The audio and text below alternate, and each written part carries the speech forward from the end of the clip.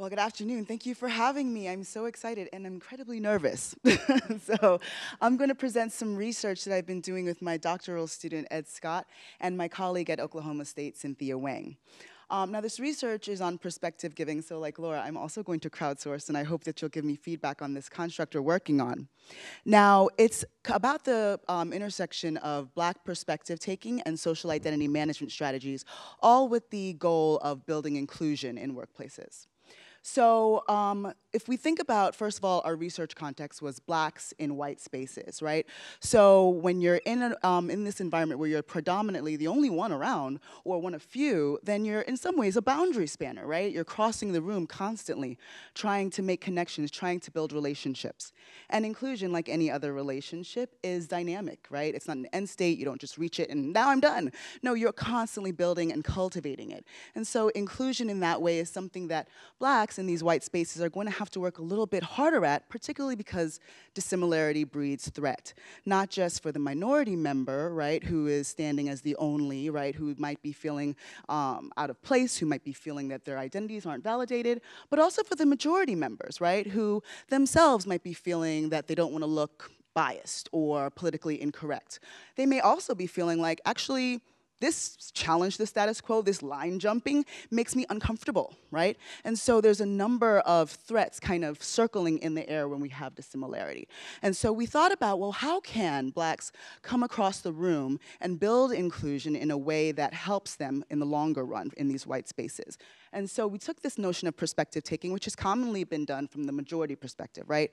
So a majority member takes the perspective of a minority member, and that allows them to put themselves in their shoes, understand their concerns and threats and fears, and allows them to see themselves like the other, right? And that should breed a greater sense of sort of cognitive empathy.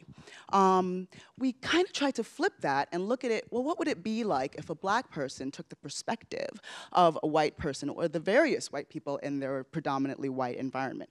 And we asked, well, can perspective taking allow Blacks to use social identity management strategies in a way that builds genuine inclusion?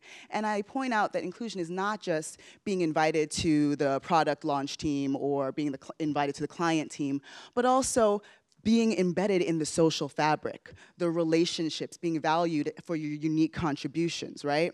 And so we thought through the idea that perspective taking is not just about understanding what concerns you or what makes you uncomfortable, but it also means that you're thinking about yourself in those shoes. You're not going to do anything that is going to put you at risk, and so you're going to value your own identity as well. So we used a couple different methods to look at this.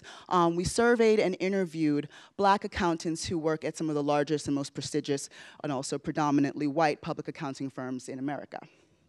And our model was pretty simple, that perspective taking would lead to the choice between two large categories of social identity management strategies, right?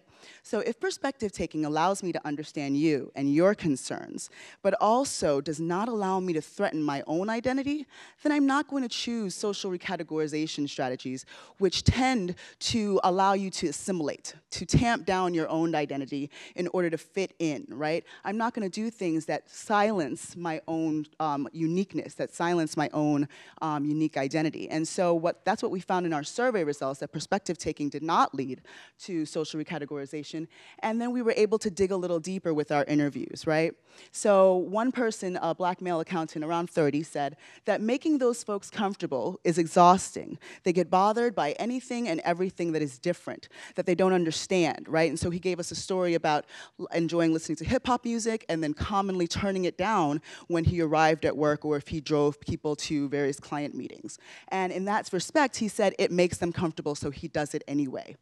And we also saw that that sense of trying to socially recategorize led people to be more exhausted to the point where they were withdrawing. So instead of building relationships by bringing down barriers to seem like everyone else around you, it actually drew you into yourself more. They withdrew further and they said, Black people in general are tired just like me. It's like, how much more can I do? How much longer? So I feel like that's why a lot of people leave. It's taxing.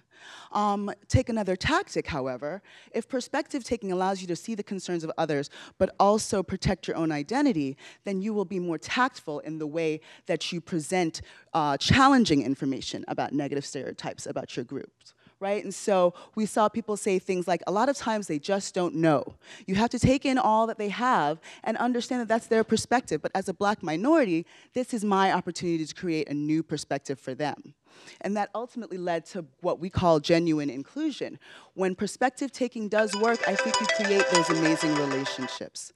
And so I encourage us all to think about the idea that perspective taking, when combined with intentional social identity management, will allow you to build real relationships in otherwise threatening environments. Thank you.